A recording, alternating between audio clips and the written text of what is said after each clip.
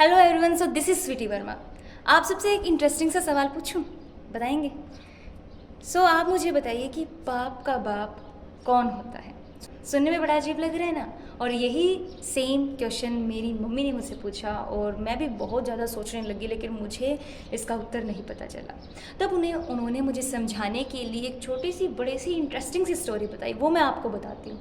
उन्होंने कहा कि एक बार क्या होता है, एक जो ब्राह्मण थे, बहुत बड़े ज्ञानी महाज्ञानी थे, गुरुदेव थे, वो अपने शिष्य को शिक्षा दे रहे थे कि हमें ज़िंदगी में पाप नहीं करना चाहिए, पाप करना बहुत बुरी बात होती है। वो उन्हें प्रेरित कर रहे थे। तो उसी समय एक शिष्य खड़ा हुआ और उसने खड़े होकर पूछा कि गुरुदेव, एक बात बताइए, माना कि पाप करना बुरी बात होती है, लेकिन ऐसी कौन सी वजह है, ऐसा कौन सा कारण है जो पाप करने का कारण बनता है, जो इंसान को पाप करने पर मजबूर कर देता है? तब गुरुदेव बड़ी सोच में पड़ गए। अब वो सोचने लग गए कि कारण तो उन्हें भी नहीं पता था। उन्हें पूरी रात नींद नहीं आई। सुबह होते ही वो बाहर चले गए इसका उत्तर खोजने के लिए। अब वो बहुत सारे शहरों में गए, बहुत सारे गांवों में गए, अपने बहुत सारे दोस्तों से मिले और ब्राह्मणों से मिले। उन्होंने सबसे एक ही बात पूछी, लेकिन कहीं से भी उनको मन को संतुष्टि देने वाला जवाब नहीं मिला। जब वो बहुत दूर चले गए थे तो चलते चलते उन्हें बहुत ज़ोर की प्यास लगी। अब प्यास के लिए वो पानी की तलाश कर रहे थे, लेकिन जैसे वो जा रहे थे तो उन्होंने एक घर देखा और वो घर बड़ा शानदार था, बड़ा सुंदर था। उस ब्राह्मण को बड़ा आकर्षित किया उस घर ने। उन्होंने सोचा क्यों ना पानी की जो प्यास है वो उस घर से बुझाई जाए। तो वो पानी पीने के लिए जैसे ही उन्होंने उस घर का दरवाज़ा खटखटाया तो एक कन्या ने उस घर का दरवाज़ा खोला और उन्होंने कहा कि मुझे पानी चाहिए। तो उस कन्या ने उन्हें पानी ला के दिया, लेकिन पानी पीने के बाद जो हुआ, उसने ब्राह्मण को चौंका दिया। ब्राह्मण को सदमा लगा।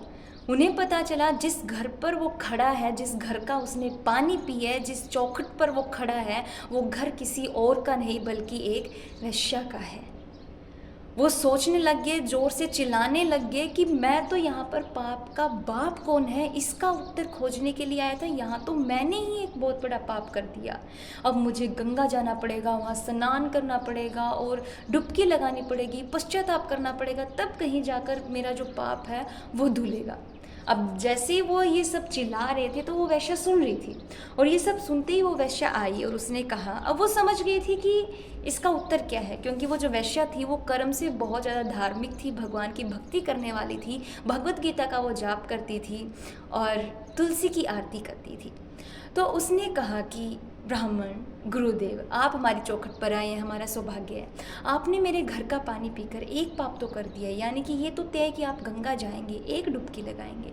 तो क्यों ना आप गंगा जाकर एक की जगह 2 डुबकी लगाए, उन्हें आपकी सेवा करने का मौका दें। अब ब्राह्मण फिर क्रोधित हुए। उन्होंने फिर चिल्लाकर कहा कि तुम मूर्ख हो, मैंने एक गिलास पानी पीकर भूल की है, मैं दोबारा थोड़ी ना भूल करूँगा। तब उस वेश्या ने समझाया कि आप मुझे सेवा करने का मौका दें, आप अगर मेरे हाथ का बना हुआ भोजन खाएंगे तो मैं आपको गुरु दक्षिणा में 10 सोने की मुद्राएं भेंट करूंगी। और वैसे भी आप बहुत दूर आ चुके हैं, तो यहाँ पर आपका कोई शिष्य भी नहीं है, आपको कोई जानने वाला भी नहीं है, आपको बहुत ज़ोर से भूख भी लगी होगी और मैं आपको गुरु दक्षिणा भी दूंगी।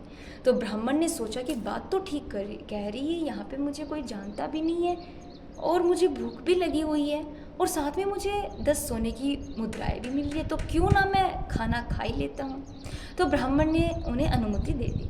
अब जैसे ही वो भोजन तैयार हुआ, वो भोजन उन्हें परोसा गया, तो उन्होंने कहा कि गुरुदेव एक बात और, अब आप गंगा जाएंगे, एक की जगह 2 डुबकी लगाएंगे, तो क्यों ना 2 की जगह 3 डुबकी लगाएं और मुझे आपकी एक सेवा करने का और मौका दे।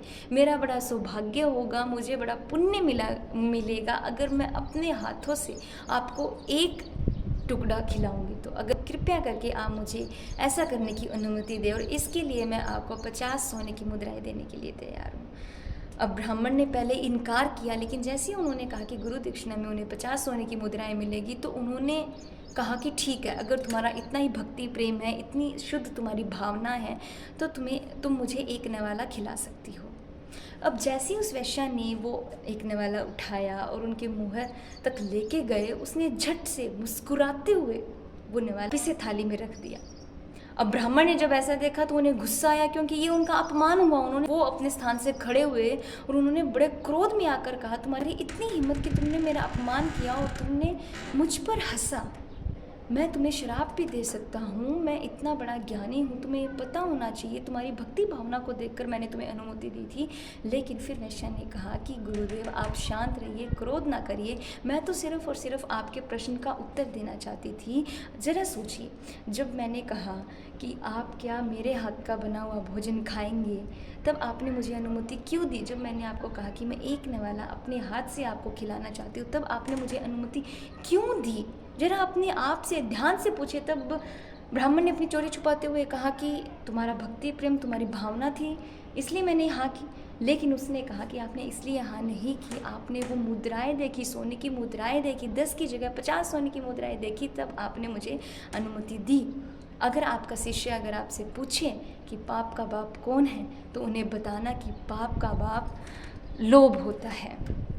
यानी कि लोभ, लालच इंसान को मजबूर कर देते हैं बड़े से बड़ा पाप करने के लिए। आपका वो लोभ था, वो लालच था जिसने आपको मजबूर किया पाप पर पाप करने के लिए।